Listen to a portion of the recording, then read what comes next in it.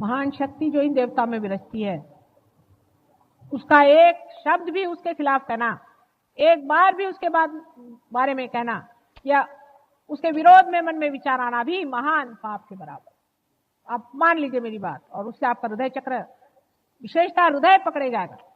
शिव जी को मनाना बहुत ही मुश्किल है, इस बात पर वो बहुत ही तुले हुए हैं। किसी भी देवता के ऊपर में आपको कोई भी तरह का आप शब्द उठाना मना। आप होंगे अपने घर में बैठे। इसको अगर मनुष्य समझ ले तो कभी न इतनी निंदा करे, किसी भी महान धर्म की कभी निंदा न करे, और अपने धर्म में जागे, अपने को समझे, अपनी सत्ता को समझे, परमात्मा को समझे। यही एकता इसी से होने वाली है, बाह्य बातों से नहीं कि हिंदू मुसलमान एक है और ईसाई सब एक हैं और पारसी सब एक हैं।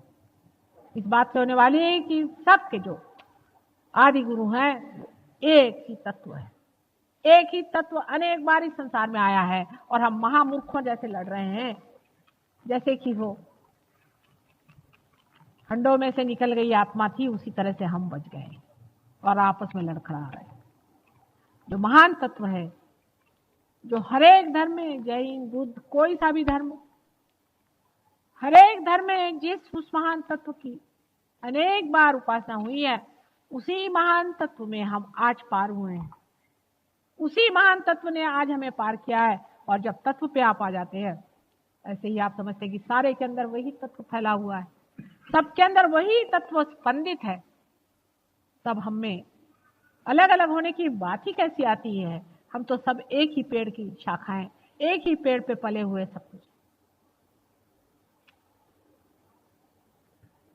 उसके जड़ों को बुरा कहने से हम अपने ही अन्नदाता को कह रहे हैं वो बुरा है। इतना अज्ञान संसार में रहा है, उसकी हद हो गई। अब मनुष्य ने उसको और भी अंधकार में डाला और अंधकार में डालता ही चला गया। उसमें वो बड़ा पुरुषार्थ समझता, बड़े बड़े धर्म बनाए, कर्म कांड बनाए और धर्म संस्था बनाई, दुनिया भर के तमाशे बना बना करके परमात्मा को घोट मारा।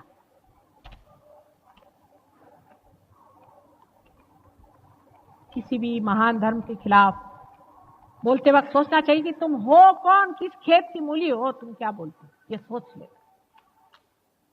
लेकिन अगर एक दूसरी बात सोचे कि उस महान सागर जो अनेक किनारों पे जाकर के स्पंदित हुआ है, वही सागर हम हैं, क्योंकि हम उसके अंदर के बूंद हैं, उसी में मिले हुए हैं। तो सोचिए कितनी विशालता अंदर लगती है। वही सागर अनेक बार जिस सागर ने अनेक लहरों से और अनेक अनंत धर्म स्थापन किए, उसी सागर के हम एक अंश हैं। ये सोच लेने से देखिए कितनी विशालता हृदय में फैल जाती है, हृदय कितना महान हो जाता है और सारा संसार कैसे अपना ही लगता है। उस विशालता का आनंद उठाइए, कद्रुकता का नहीं, लेकिन विशालता का।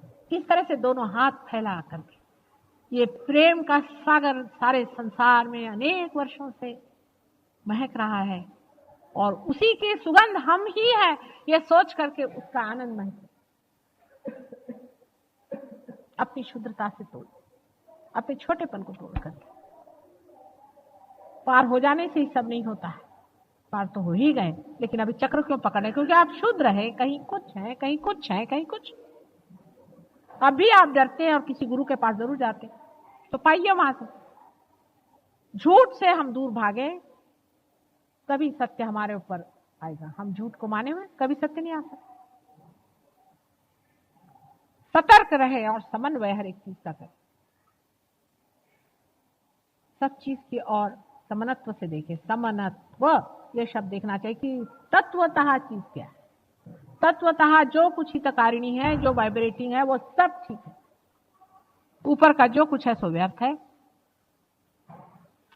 इन विचारों से चलें, अपने मन की सफाई करें। धीरे धीरे आप देखिए रोज के व्यवहार में आप पीछे हट करके सोचिए, क्या मैं ये सहज योग में कर रहा हूं, क्या असहज में? फौरन पता हो जाएगा। कोई मुश्किल काम नहीं। आपकी तो एक एक उंगली सहज घूमनी चाहिए, आपकी एक एक बाल की जरा सी रेखाएं भी जो बदलती हैं वो भी सहज होनी चाहिए। हर एक चीज में सहज का कंपन होना चाहिए। हर चीज से सहज ही का आवरण खुलता जाना चाहिए। ऐसा जीवन जब बनेंगे, ऐसी जब विशेष तरह के मेरे बच्चे होंगे, तभी मैं कृतार्थ हूँ।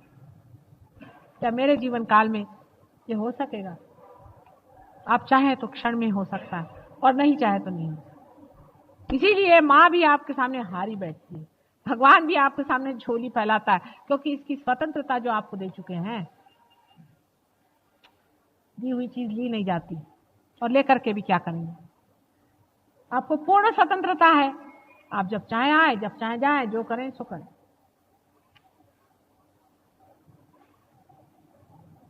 इसका कोई बंधन नहीं, सहयोग में किसी चीज का बंधन नहीं है, किसी भी चीज का बंधन नहीं है। आपका अपने विवेक का बंधन अपने ऊपर डालिए, तो आपका विवेक जागृत होगा। अपने समझदारी का बंधन अपने ऊपर डालिए, अपनी विशालता का बंधन अपने ऊपर डालिए, अपनी महानता का बंधन अपने ऊपर डालिए, जिससे कि आप महान हो, और वही अलंकार आप अपने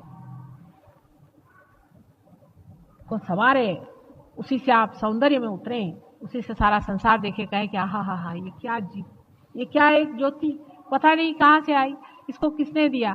तो आपके माँ का भी नाम होगा, नहीं तो कौन जानेगा।